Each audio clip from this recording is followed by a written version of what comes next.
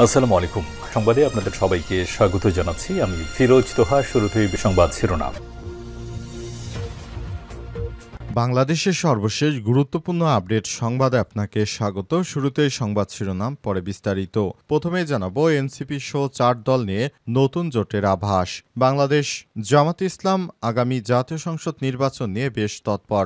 নির্বাচনে পদ্ধতিগত পরিবর্তন, জুলাই ও সংস্কার সহ বিভিন্ন ইস্যুতে সোচ্চার হওয়ার পাশাপাশি নিজেদের প্রস্তুতিমূলক কার্যক্রমও জোরদার করেছে দলটি। প্রাথমিকভাবে সব আসনে দলীয় প্রার্থী দিয়ে বেশ আগে থেকেই নির্বাচনী গণসংযোগ চালাচ্ছে জামাত ইসলাম। একই সঙ্গে আগামীতে তারা বিভিন্ন দল নিয়ে এনসিপি সহ 4টি দল নিয়ে নতুন জোটের আভাস দিয়েছে। বিষয়ে গুরুত্বপূর্ণ সংবাদ জানাবো, সঙ্গেই থাকুন। এরপর জানাবো রাজধানীতে আওয়ামী লীগের আরও 9 নেতাকর্মী গ্রেপ্তার। কার্যক্রম নিষিদ্ধ আওয়ামী লীগ এবং এর অঙ্গ সংগঠনের আরও 9 নেতাকর্মীকে গ্রেপ্তার করেছে মহানগর গোয়েন্দা পুলিশ ডিবি। গত 24 ঘণ্টায় রাজধানীর তেজগাঁও, কলাবাগান, মিরপুর, ধানমন্ডি, কাফরুল ও ডেমরার বিভিন্ন এলাকায় অভিযান চালিয়ে তাদের গ্রেপ্তার করা হয়েছে। এদিকে জাকসুতে শিবিরের বাইরে যারা নির্বাচিত হয়েছেন। জাহাঙ্গীরনগর বিশ্ববিদ্যালয় কেন্দ্রীয় ছাত্র সংসদ জাকসু নির্বাচনে 25টি পদের মধ্যে 20টিতেই জয়লাভ করেছে ইসলামী ছাত্র শিবিরের প্রার্থীরা। শনিবার বিশ্ববিদ্যালয় নির্বাচন কমিশন ফলাফল ঘোষণা করে। এরই মাঝে শিবিরের বাইরে যারা আছেন, পিপি আব্দুর রশিদ জিতু স্বতন্ত্র শিক্ষার্থী, সাংস্কৃতিক সম্পাদক পদে শেখ জিশান আহমেদ স্বতন্ত্র, ক্রীড়া সম্পাদক পদে বাংলাদেশ বিভাগের মাহমুদুল হাসান কিরণ স্বতন্ত্র, মোহাম্মদ আলী চিশতি বাকশাস, সমাজসেবা ও মানবসেবা উন্নয়ন আহসান হাবিব বাকশাস। এদিকে পাবনায় হরতাল চলছে। পাবনায় 1 আসন পুনর্বহালের দাবিতে বেড়া উপজেলায় সকাল সন্ধ্যা হরতাল পালিত হচ্ছে। 14 সেপ্টেম্বর ভোর থেকে সন্ধ্যা 6টা পর্যন্ত সর্বদলীয় সংগ্রাম কমিটির ডাকে উপজেলা জুড়ে হরতাল কর্মসূচি চলছে। এবং সর্বশেষ জানাবো কাতারে জরুরি বৈঠকে বসতে যাচ্ছে মুসলিম দেশগুলো।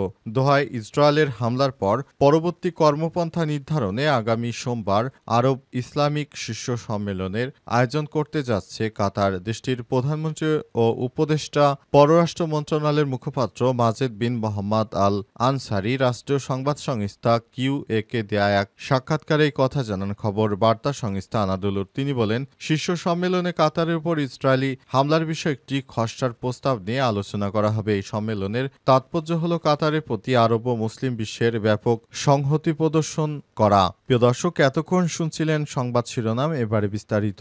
তবে তার আগে বন্ধুরা, অনুরোধ থাকবে এই সংবাদটিতে একটি লাইক দিন। এই চ্যানেলে আপনি নতুন হয়ে থাকলে আমাদের সংবাদটি দেখতে দেখতে চ্যানেলটি সাবস্ক্রাইব করে রাখুন। কমেন্ট করে বন্ধুরা আপনার মূল্যবান মতামত জানিয়ে দিন আপনি বিশ্বের কোন দেশ থেকে বা বাংলাদেশের কোন স্থান থেকে আমাদের সংবাদটি দেখছেন এবং শুনছেন। আর বন্ধুরা, এই সংবাদটি আপনার সোশ্যাল মিডিয়া ফেসবুকে শেয়ার করে বন্ধুদেরও দেখার সুযোগ করে দিন। এবারে বিস্তারিত। এনসিপি সহ 4 দল নিয়ে নতুন জোটের আভাস। বাংলাদেশ জামাত ইসলামের আগামী জাতীয় সংসদ নির্বাচন নিয়ে বেশ তৎপর। নির্বাচন পদ্ধতিগত পরিবর্তন, জুলাই ও সংস্কার সহ বিভিন্ন ইস্যুতে সোচ্চার হওয়ার পাশাপাশি নিজেদের প্রস্তুতিমূলক কার্যক্রম ও জোরদার করেছে দলটি। প্রাথমিকভাবে সব আসনে দলীয় প্রার্থী নিয়ে বেশ আগে থেকেই নির্বাচনী গণসংযোগ চালাচ্ছে জামাত ইসলাম। একই সঙ্গে আগামীতে সরকার গঠনের প্রত্যাশা নিয়ে ইসলামী এবং সমমনা সবকিছু দলের সঙ্গে সমঝোতার ভিত্তিতে ভোট করারও টার্গেট করেছে তারা। এরই অংশ হিসেবে সংশ্লিষ্টদের সঙ্গে নানাভাবে যোগাযোগ, দফায় দফায় মিটিং করছেন জামাত ইসলামের নেতারা। জানা গেছে, এখন পর্যন্ত নির্বাচনী জোটের রূপরেখা বা সমঝোতার বিষয়ে আনুষ্ঠানিক কোনো আলোচনা হয়নি। তবে জুলাই সনদের আইনি ভিত্তি এবং সে অনুযায়ী আগামী নির্বাচন অনুষ্ঠানের বিষয়ে একমত হয়েছে মোট অন্তত 8টি দল। প্রয়োজনে এই ইস্যুতে শীঘ্রই একই প্ল্যাটফর্ম অথবা যুগপৎভাবে কর্মসূচি দেওয়ার পরিকল্পনা করছে তারা। নতুন বাংলাদেশ গড়ার জন্য তারা সব রকমের প্রচেষ্টা চালিয়ে যাবে। এজন্য অন্তর্বর্তীকালীন সরকারের উদ্দেশ্যে নানা দাবি দাওয়া নিয়ে বিভিন্ন রাজনৈতিক দলগুলো খুব শীঘ্রই মাঠে নামবে, এমনটা নিশ্চিত করেছেন তারা। এনসিপি এবং বাকি ইসলামিক দলগুলো এরই ধারাবাহিকতা একসঙ্গে মাঠে নামতে পারে এমন আভাস পাওয়া যাচ্ছে। তবে সর্বশেষ এ বিষয় কি হয় সেটা এখনো জানা যায়নি।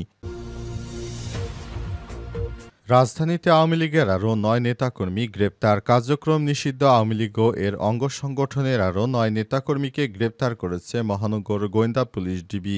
গত ২৪ ঘণ্টায় রাজধানীর আগারগাঁয়ে, কলাবাগান, মিরপুর, ধানমন্ডি, কাফরুল ও ডেমরার বিভিন্ন এলাকায় অভিযান চালিয়ে তাদের গ্রেপ্তার করা হয়েছে। গ্রেপ্তারকৃতরা হলেন ঢাকা দক্ষিণ সিটি কর্পোরেশনের ১০ নম্বর ওয়ার্ড স্বেচ্ছাসেবক দলের সভাপতি মোকসেদুর ওরফে মোকসেদুর রহমান মোল্লা ৪৭, মুন্সিগঞ্জ জেলার শ্রীনগর থানা আওয়ামী স্বেচ্ছাসেবক লীগের সাবেক সভাপতি এনামুল হক লালু ৬০, ঢাকা মহানগর দক্ষিণ আওয়ামী লীগের ৯ নম্বর ওয়ার্ডের সাবেক যুগ্ম সদস্য মতিঝিল থানা আওয়ামী লীগের মৎস্যজীবী লীগের প্রচার সম্পাদক আব্দুল গফফার ৫৬, লালবাগ থানার ২৪ নম্বর ওয়ার্ডের ৫ নম্বর ইউনিটের আওয়ামী লীগের সভাপতি বাহারুল ইসলাম টিটু, মিরপুর থানা ছাত্রলীগের সক্রিয় কর্মী সাইফুল ইসলাম লিওন ২৪, ঢাকা মহানগর দক্ষিণ আওয়ামী লীগের তথ্য গবেষণা বিষয়ক সম্পাদক ও বন বিভাগ পরিবেশ বিষয়ক বর্তমান সম্পাদক নাইম নোমান ৬০, ডেমরার থানার ৬৬ নম্বর ওয়ার্ড যুবলীগের সাংগঠনিক সম্পাদক হুমায়ুন কবির রাজন ৪২, ভোলার সদর উপজেলার চর সামাইয়া ইউনিয়ন আওয়ামী লীগের সভাপতি ও চর সামাইয়া ইউনিয়ন চেয়ারম্যান মহিউদ্দিন মাতবর ৪৩ ও ভাটারা থানা ছাত্রলীগের সহসাধারণ সভাপতি ও টাঙ্গাইল জেলা শাখা শেখ রাসেল, জাতীয় শিশু কিশোর বিষয়ক সহ সভাপতি শিকদার সোহেল হাজারি ৩০। জাকসুতে শিবিরের বাইরে যারা নির্বাচিত হয়েছেন। জাহাঙ্গীরনগর বিশ্ববিদ্যালয় কেন্দ্রীয় ছাত্র সংসদ নির্বাচনে ২৫টি পদের মধ্যে ২০টিতে জয়লাভ করেছে ইসলামী ছাত্র শিবির। আজ বিশ্ববিদ্যালয় নির্বাচন কমিশন ফল ঘোষণার পরই বিষয়টি জানা গিয়েছে। এর আগে ভোটগ্রহণ শেষ হওয়ার ৪৮ ঘণ্টা পর ভোট গণনা শুরু হয়। বৃহস্পতিবার ১১ সেপ্টেম্বর বিকাল ৫টার পর ভোট প্রদান শেষ হওয়ার কথা থাকলেও জাতীয় কবি নজরুল ইসলাম হলে দীর্ঘ লাইনের ফলে রাত ৯টা পর্যন্ত ভোট গ্রহণ চলে। শিবিরের বাইরে যারা জয়ী হয়েছেন তারা হচ্ছেন ভিপি আব্দুর রশিদ জিতু, স্বতন্ত্র শিক্ষার্থী সম্মিলিত জোটের সদস্য, সাংস্কৃতিক সম্পাদক পদে মোহাম্মদ জিসান আহমেদ স্বতন্ত্র, ক্রীড়া সম্পাদক পদে বাংলাদেশ বাংলা বিভাগের মাহমুদুল হাসান কিরণ স্বতন্ত্র, মোহাম্মদ আলী চিশতি বাকশাস, সমাজসেবা এবং মানব সেবা উন্নয়ন হাসান হাবিব বাকশাস।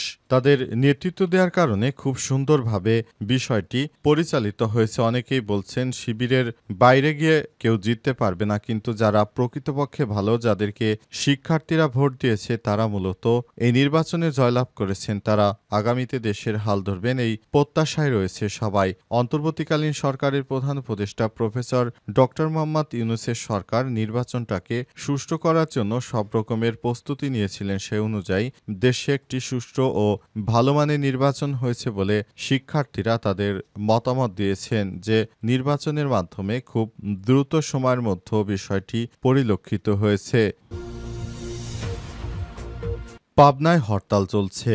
পাবনায় এক আসন পুনর্বহালের দাবিতে বেড়া উপজেলায় সকাল সন্ধ্যা হরতাল পালিত হচ্ছে। রোববার ১৪ সেপ্টেম্বর ভোর ৬টা থেকে সর্বদলীয় সংগ্রাম কমিটির ডাকে উপজেলা জুড়ে হরতাল কর্মসূচি চলছে। হরতাল কর্মসূচিতে বিভিন্ন মোড়ে মোড়ে গাছের গুঁড়ি ফেলে ঢাকা পাবনা মহাসড়ক অবরোধ করে রেখেছে স্থানীয় বাসিন্দারা। একইভাবে বন্ধ রাখা হয়েছে নগরবাড়ি বন্দর, বিশালিখা ও কাজিরহাট ঘাটওয়েতে। ভোগান্তিতে পড়েছে সাধারণ মানুষ। সরেজমিনে গিয়ে দেখা গেছে বেড়ার সি&বি ও কাশীনাথপুর মোড়সহ গুরুত্বপূর্ণ বিভিন্ন পয়েন্টে গাছের গুঁড়ি ফেলে রাস্তা আটকে দেওয়া হয়েছে। বিভিন্ন স্থানে জ্বালিয়ে দেওয়া হয়েছে টায়ার, অ্যাম্বুলেন্স ও শিশুখাদ্য কাঁচামালের গাড়ি ছাড়া সব ধরনের যান চলাচল বন্ধ রাখা হয়েছে। ফলে ঢাকাগামী বা দূরপাল্লার কোনো যানবাহন এই রুটে চলাচল করতে দেওয়া হচ্ছে না। অনেক যাত্রী পূর্ব থেকে টিকিট কেটে রাখলেও তারা বাস বা কাঙ্ক্ষিত যানে গন্তব্যে যেতে পারছে না। হরতাল উপেক্ষা করে সকাল থেকেই ঢাকা পাবনা মহাসড়ক বিভিন্ন রুটে রওনা দেওয়া মালবাহী ট্রাকগুলো বেড়া সি&বি মোড়ে আটকে দিয়েছে বিক্ষোভকারী। এছাড়াও একটি বাস ও ১০ থেকে ১২টি সিএনজি চালিত অটোরিকশা ভাঙচুর করা হয়েছে বলে জানা গেছে। এতে পুরো এলাকায় পরিস্থিতি থমথমে অবস্থা বিরাজ করছে। সেখানে নতুন করে যেন কোনো ধরনের বিশৃঙ্খল পরিস্থিতি তৈরি না হয় সেজন্য সবাইকে সতর্ক থাকার আহ্বান জানানো হয়েছে।